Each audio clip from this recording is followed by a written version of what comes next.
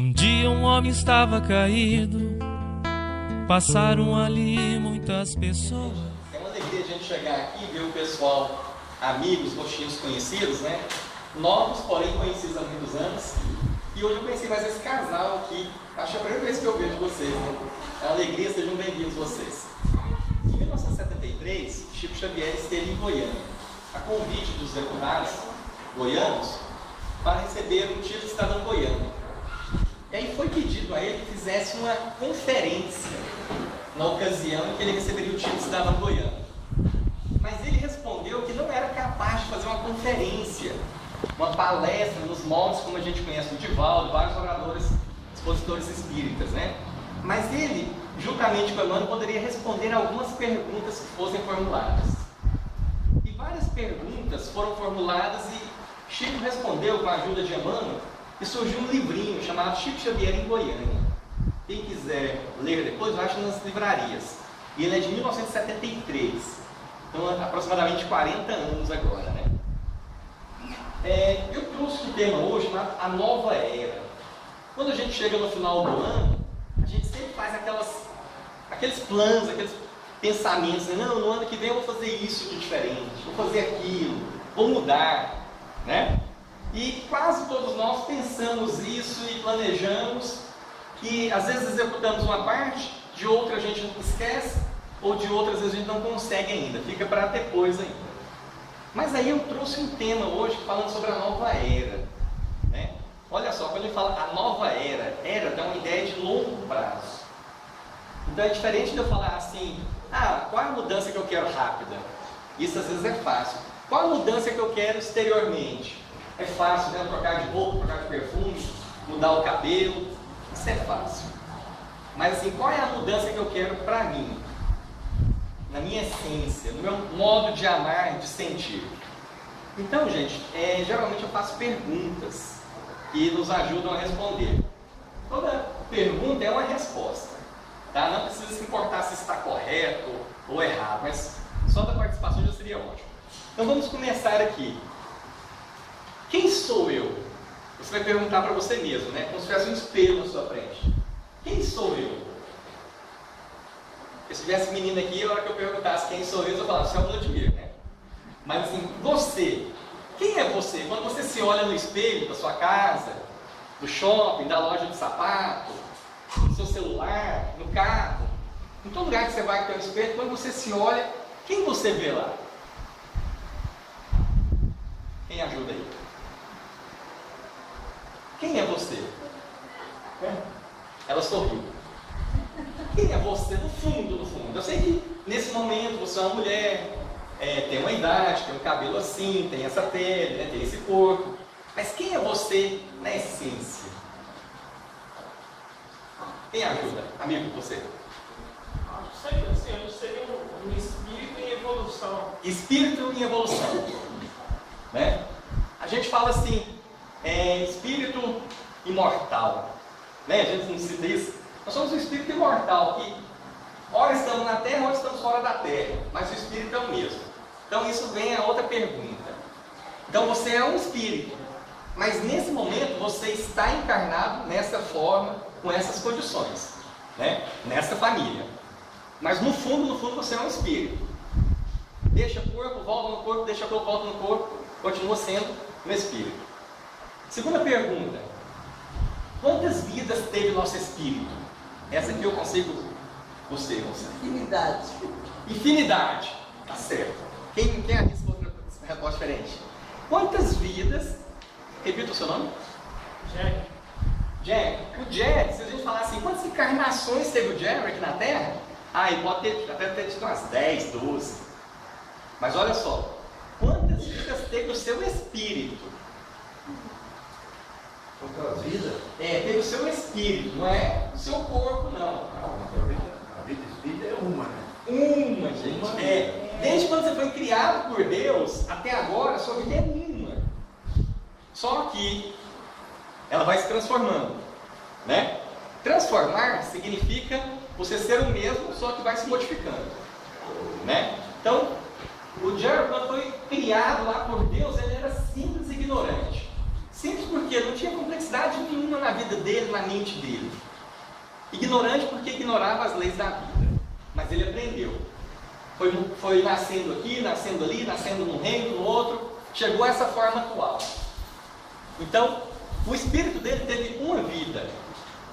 Mas que, nesses milhares de anos, talvez milhões, ele vem se alternando. Ora encarnado no corpo, ora desencarnado. Mas ele sabe que no fundo ele é um espírito, né? Ótimo.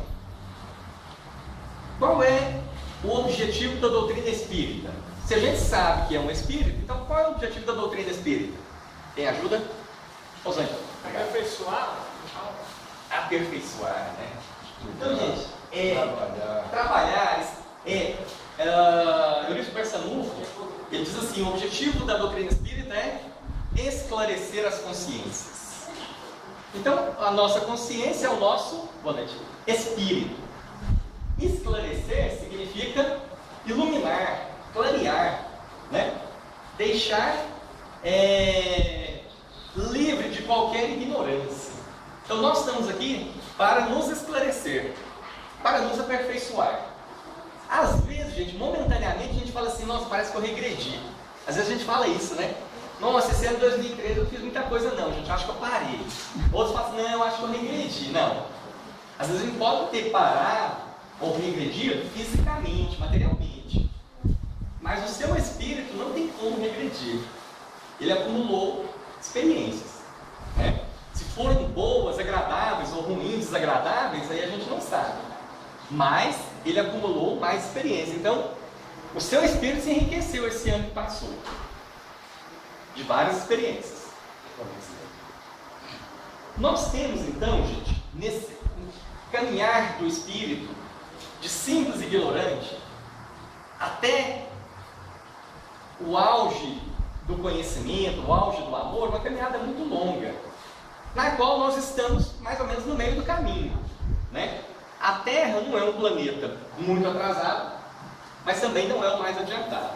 Por isso que na Terra a gente tem alegrias, felicidades, mas também ainda temos sofrimentos, né? Porque ainda não é aquela evolução que eliminou a ignorância, eliminou o sofrimento aqui presente. Mas de tempos em tempos, vêm à Terra alguns missionários, alguns espíritos muito esclarecidos para nos fazer evoluir mais depressa. Antes disso eu queria fazer uma pergunta. Se nós somos espíritos imortais, quem é Jesus?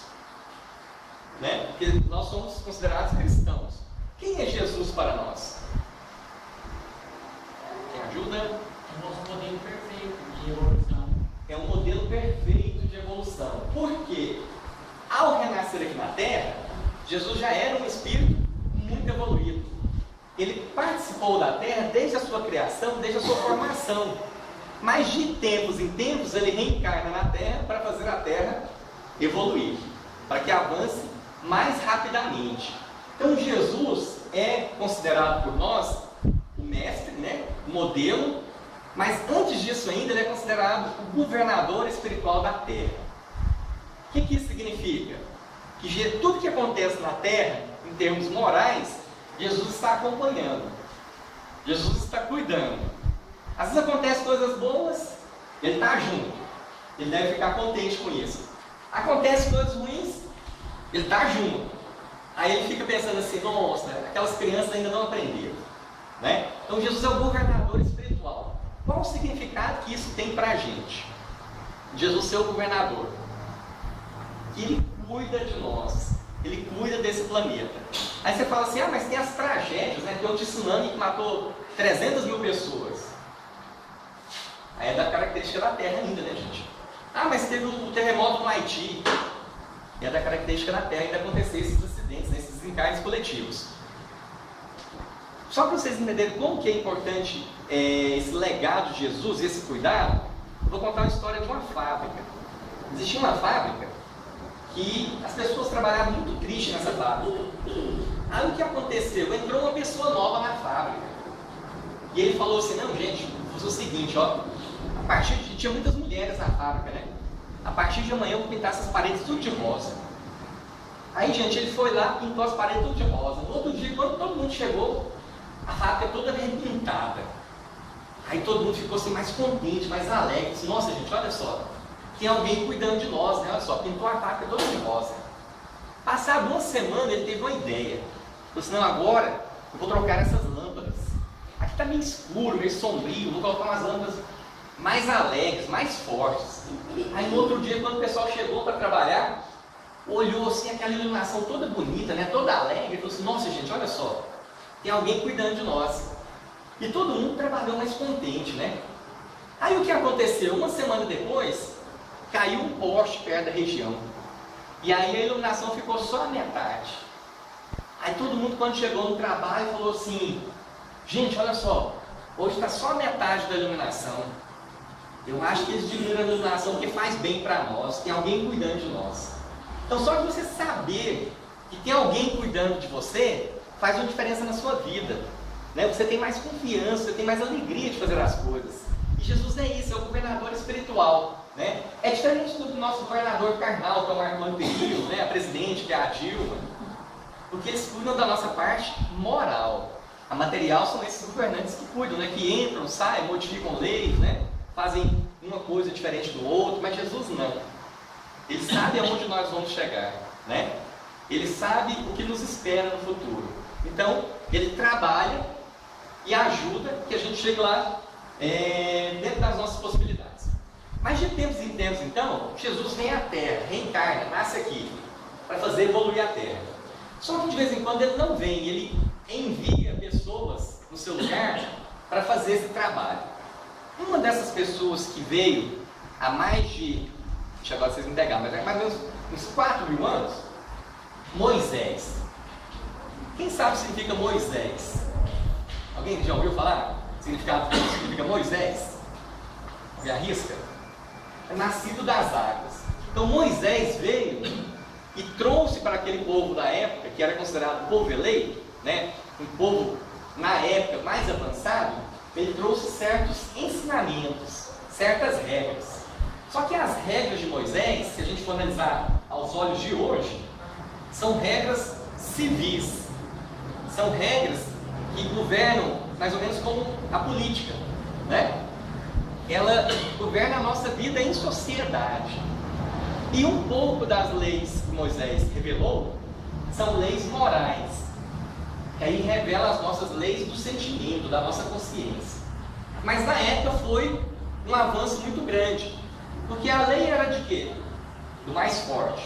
Quem é mais forte vai e vence o mais fraco, né? E Moisés não, já trouxe certas regras, que nós conhecemos como os 10 mandamentos, né? Dentro das regras, muitas são para organizar a sociedade. E tinha duas que era para elevar a nossa moral. Passado aproximadamente 2.000 anos, vem o próprio Jesus reencarna no meio daquele povo. E servia assim de modelo para outros povos. E aí vem Jesus 2.000 anos depois aproximadamente, e traz mais ensinamentos. Por quê? Porque 2.000 anos depois de Moisés, a sociedade já havia evoluído. Já tinham reencarnado aqui na Terra espíritos com consciência mais aberta. Então poderiam receber aquele ensinamento mais profundo, mas também mais difícil de ser realizado. E aí Jesus vem e traz a lei do amor. Outras pessoas antes de Jesus amaram? Sim. Mas ele veio e exemplificou isso de uma forma assim, muito marcante. Jesus vem e traz a lei do perdão, que na época era considerada uma loucura, né? Se alguém te faz o mal, o que você retribui? Com o mal. Se alguém te faz uma ofensa, você tem o direito de ofendê-lo.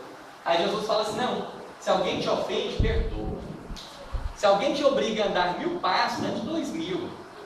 Se alguém te pede a blusa, dê também o resto da roupa, né? Não são os sãos que precisam de médico, mas os enfermos. Então olha só, a doutrina de Jesus toda baseada no amor.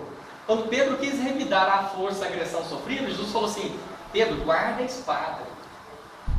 Nós vamos guerrear, mas não é com espada, né? Nós temos o amor. Então Jesus vem e traz essa lei do amor, perdão, a fraternidade. Fraternidade é você tratar o outro como se fosse seu irmão.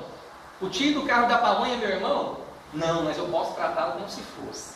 Né? A pessoa que eu encontro na rua e não conheço é meu irmão? Não, mas eu posso tratar como se fosse.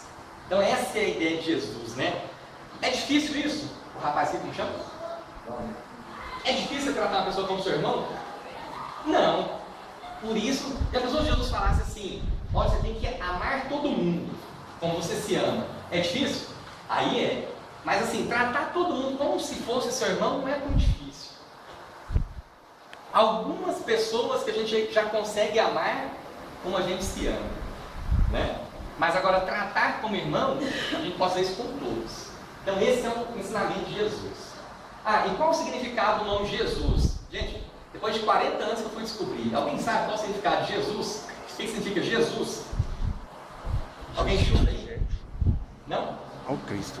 Jesus significa Deus cura. O significado é esse. Todo nome tem um significado, né? Jesus era esse. Agora vocês imaginam, né? Uma criança que nasceu num lugar, nem tinha lugar para nascer, né? Nasceu numa manjedoura perto dos animais.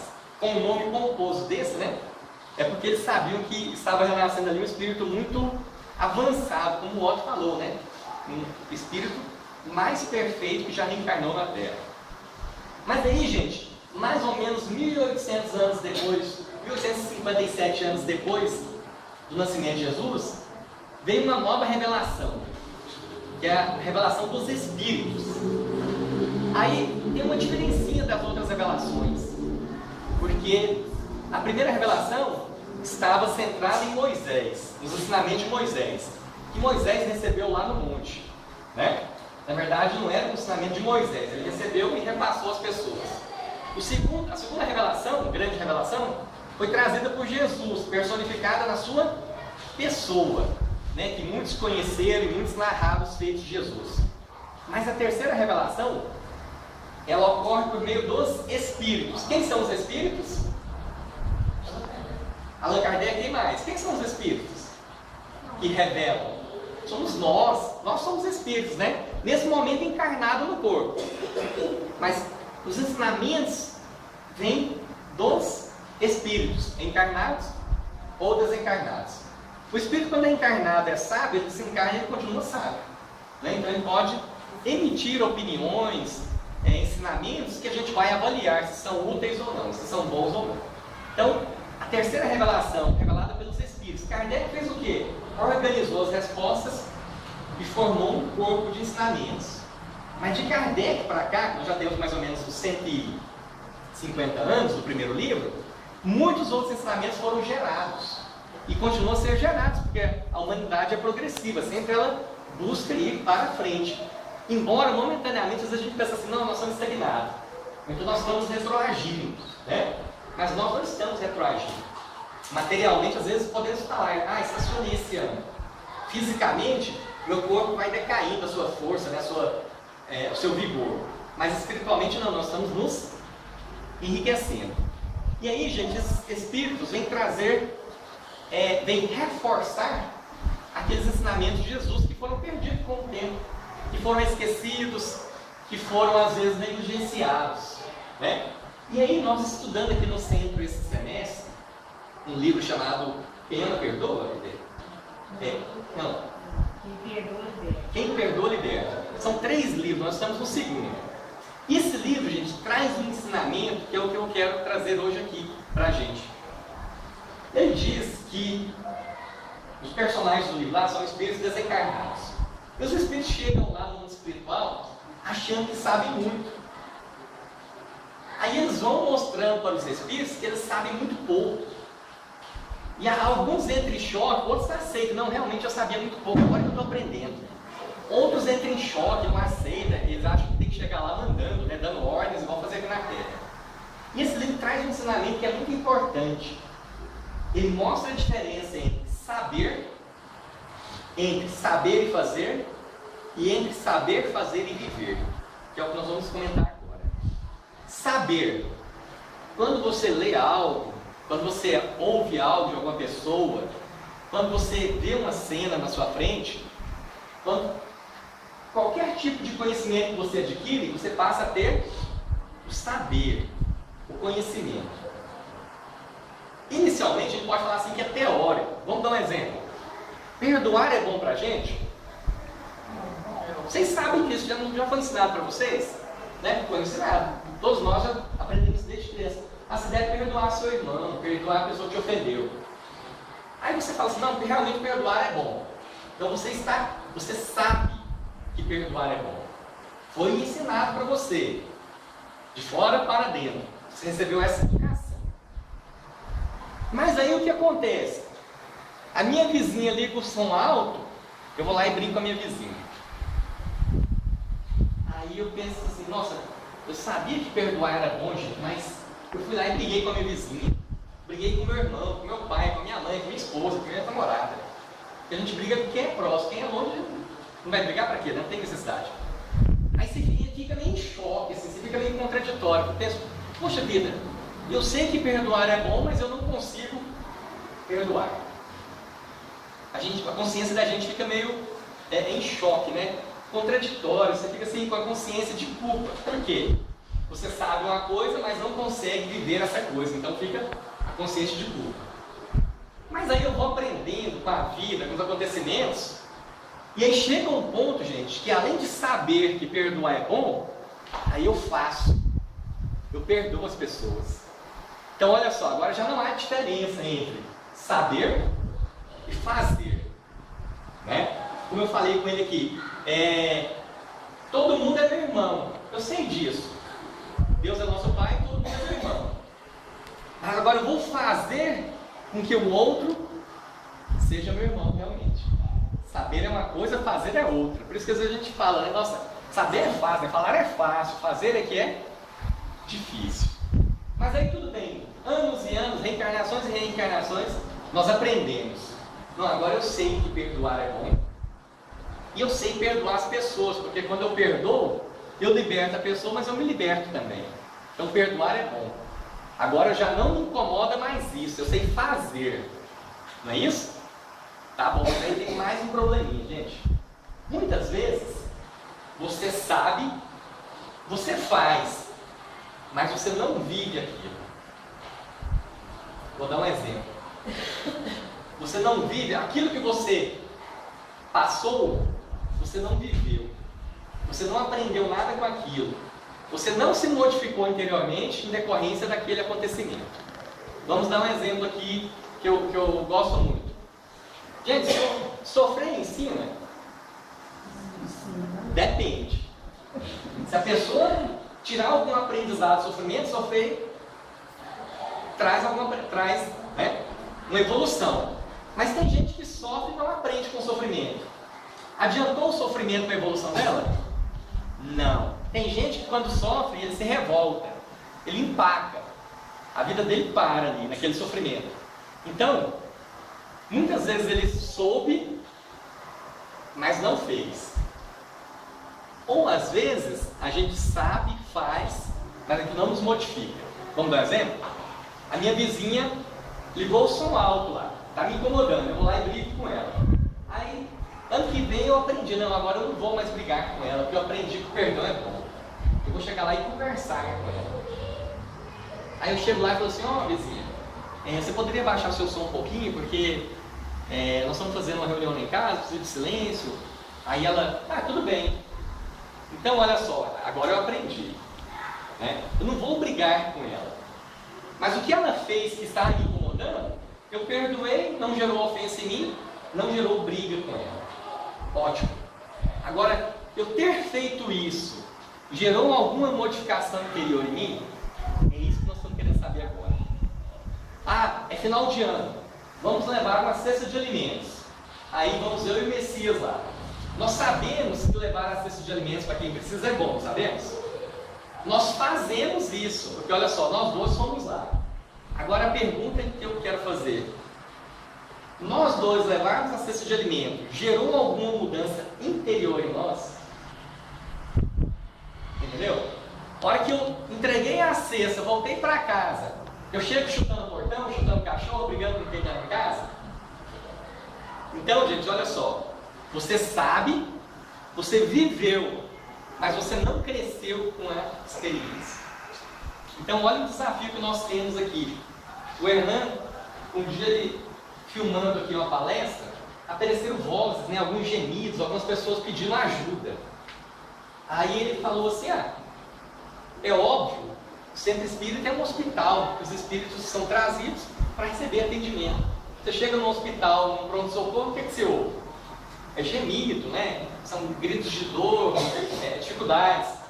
Mas aí, olha só, a Terra não é apenas hospital. Quando a gente chega aqui, ou quando a gente chega aqui em condições mais difíceis, a Terra é um hospital que nos acolhe para dar os primeiros socorros. Mas passar desses primeiros socorros, nossos espíritos têm como caminhar com as próprias pernas. Aí a Terra deixa de ser um hospital para nós e passa a ser uma escola.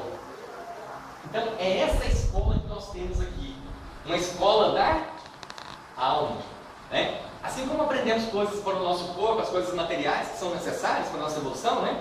Enquanto a gente estiver encarnado na Terra, a gente tem que cuidar do nosso corpo o máximo possível, né? Tem uma cirurgia que pode melhorar a sua vida, faça, né? Eu não gosto de ser careca, eu vou implantar cabelo, implante, não tem problema. Eu tenho umas rugas assim que me incomodam, faça a cirurgia, a doutrina espírita não proíbe nada, né? Ela quer que você se sinta bem, porque o corpo é necessário também para a sua evolução. Essas experiências que nós temos materiais são importantes para nós, para tirar algum aprendizado, para tirar algum ensinamento, né? Então esse é o desafio nosso, não só saber e viver, porque todos nós vivemos, de um jeito ou de outro nós vivemos, né? Mas olhar para a gente e falar assim, o que eu estou aprendendo com isso, né? O que essa situação me ensinou? O que essa pessoa quer me ensinar, né? Eu falo sempre para a gente fazer um exame do espelho. Isso a gente pode fazer todo dia, gente, não é só no final do ano. No final do ano é uma data mais propícia, né? Que a gente fica fazendo um balanço de como foi e fica fazendo planos. Mas assim, de vez em quando você dá uma paradinha no espelho da sua casa, em algum lugar tranquilo, e perguntar assim, que rumo eu estou dando para a minha vida? O que eu estou fazendo de bom para mim? Para mim, meu espírito, gente, né? Que exemplo eu dou para quem está perto de mim? Então são essas perguntas que nós podemos nos fazer no aspecto moral. No aspecto material nós vamos fazer outro tipo de pergunta, né? Quando a gente olha para o espelho, a gente fica pensando assim, né? Quando você olha para o espelho, irmãos, o que você pensa? É para vocês duas isso? É fácil, né, gente? A gente olha para o espelho, eu, outras pessoas, você olha e fala, nossa, eu estou com ruga, não tinha ruga, né? Eu estou com cabelo branco, eu não tinha cabelo branco. Materialmente é isso, né, gente? Esse ano parece que eu engordei, parece que eu era mais magro ano passado. Materialmente é isso, gente, não tem o que fugir, né? Mas eu falo assim, e moralmente, espiritualmente, como a gente está crescendo, o que a gente está evoluindo? O que, além de viver, eu estou crescendo com essa vivência? Então esse é o nosso desafio do Espírito aqui na Terra, né? E quando a gente falou a nova era, é a nova era do amor, né? Jesus trouxe. É fácil amar, gente? Não, não é fácil. Você tem que desapegar, né? Às vezes você tem que sair de você para entender a outra pessoa e amar a outra pessoa, né? Então é muito difícil, mas nós vamos fazendo exercícios para ir aumentando o nosso amor até a gente conseguir amar as pessoas como elas são. Geralmente a gente ama quem é do jeito que a gente gosta, não é isso? É fácil amar uma pessoa que é do jeito que eu gosto, mas o dia que ela me contraria eu já fico assim, não gosto mais de você. Não tem isso? A gente não faz com filho, com namorada, faz uma coisinha que nos contraria, você fala assim, a mamãe não gosta mais de você. Gosta sim, gente, mas queria que agisse de um jeito que não é o que a pessoa quer, né? Então eu trouxe duas histórias, gente, que falam sobre amor. Que a primeira é a de um músico alemão. Ele era jovem e ele era muito pequenininho, gordinho e tinha uma corcunda. Então todo lugar que ele chegava, as pessoas zombavam dele, achavam que ele não era, ele era uma pessoa feia, né? Nossa, mas que fulano feio. Boa noite. Boa noite. Que pessoa feia, né? Baixinha, gordinha, corcunda. E aí um dia, gente, ele passeando pela cidade que ele morava, ele viu uma moça que era super linda. Aí ele olhou para a moça assim, ela estava no primeiro andar, né, de um prédio, ele olhou para ela assim e falou assim, nossa, mas que mulher linda. Eu amo aquela mulher. Aí ele pediu permissão para os pais daquela moça, ele queria reconhecer a moça. E aí os pais não queriam deixar. Mas ele falou assim, não, eu moro aqui na cidade, tal bairro, tal rua, eu quero só conversar com aquela moça, porque quando eu a vi, eu acho que foi amor à primeira vista. Aí os pais com muito custo deixaram ele subir. Quando ele chegou lá, a moça estava na sala, isso, gente, no século passado, né? Há 2 séculos mais ou menos. Então imagina como era a relação naquela época. E ele chegou perto da moça, e quando ele chegou perto, ele viu que a moça era mais bonita ainda do que ele achava, porque vendo de longe ela era bonita, mas de perto era mais linda ainda. Aí ele olhou para ela assim e falou assim, eu quero te falar uma coisa. E a moça, muito envergonhada, não tinha nem coragem de olhar para ele, porque assim, ele era muito feio mesmo. Aí ela pegou e falou assim, não tem nada para falar com o senhor. Não, eu quero te fazer uma pergunta. Você pode olhar para mim? Aí ele, ela, posso. Ela pegou e olhou para ele. Gente, eu estou falando que o rapaz era feio, eu estou olhando para vocês, não é porque vocês são feios não, tá? É só me contar a história. Porque às vezes eu olho para a pessoa leva um susto, calma. Aí, gente, ele olhou para ela e falou assim, você acredita em amor à primeira vista? Ela, acredita. Você acredita que tem casamento, que ele é arranjado lá no céu, ele é planejado lá no céu? Ela falou assim, acredito também. Falou assim, olha, é o seguinte, quando eu nasci, antes de eu nascer, eu tive um sonho, que eu ia nascer, e quando eu nascesse, eu ia ver minha noiva. E quando eu chegasse aqui na terra, eu ia reconhecer minha noiva. E hoje, quando eu te vi pela primeira vez, eu reconheci, você é minha noiva. Aí ela olhou para ele e falou assim, ela meio sem graça, né? Falou assim, mas como assim? Não sou sua noiva, nós só estamos nos conhecendo agora a primeira vez. Aí ele falou assim, não, vou te contar. Aí ela falou assim, mas e você também é uma pessoa tão feia, ainda mais com essa corcunda, né? Ele falou assim, não, vou te contar o que é essa corcunda. Quando eu fui nascer, eles falaram assim, olha, você vai ser baixinho, vai ser gordinho, né? E a sua noiva vai ser uma mulher muito linda, mas ela vai ser corcunda. Aí ele pediu assim, não gente, por favor, não deixe minha noiva ser corcunda, coloca a corcunda em mim. E foi feito o pedido dele, né? Então aí ela entendeu que ele a amava, não pelo exterior, que ela era muito bonita, né? Mas que amava pela essência, pelo que ele conhecia dela de outras vidas. Então essa é a mensagem. Muitas vezes a gente julga a nossa vida, ou avalia, né? Não vou nem julgar, a gente avalia a nossa vida, ou avalia os acontecimentos só pelo aspecto material. E aí a gente sofre. Por quê? Porque a matéria muda, né? E quase sempre ela muda para pior, né, gente? Sim, quando a gente está numa fase da vida, vai só melhorando materialmente. Depois de um certo tempo, só vai diminuindo, normal, natural, né? Então, se a gente avaliar as coisas só pelo lado material, nós vamos sofrer na certa, né? É sofrimento atrás de sofrimento, né? Você chega ali fora, seu carro está arranhado, o que você faz? Sofre. Por quê? Por causa da matéria, né? Você vê o cabelo branco, o que acontece? Você sofre, porque estou envelhecendo. Então, se a gente ficar olhando o lado material, nós vamos só praticamente ter sofrimentos. E tem uma outra história, mas se a gente olhar o lado espiritual, nós estamos ganhando.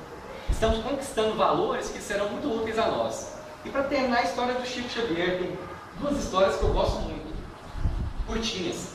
A primeira é que ele estava num bairro muito pobre, todo final de semana ele levava uma cesta de alimentos para uma senhora. E essa senhora era velhinha e o filho dela era deficiente físico. Então, na hora que ele chegava na casa da mulher, ele entregava as verduras, varria a casa da mulher e ajudava a dar banho no filho dela, porque ela sozinha não dava conta. E o Chico fazia isso toda semana. Um dia, chegou um amigo do Chico de São Paulo, um médico. Aí ele perguntou, Chico, onde você vai? Eu vou buscar uma amiga minha. Ah, eu posso ir junto? Pode. Aí quando eles chegaram lá na casa, aquela casa pobre, né? A mulher bem velhinha, o Chico pegou, cumprimentou a senhora, varreu a casa, entregou a cesta e foi dar banho no rapaz.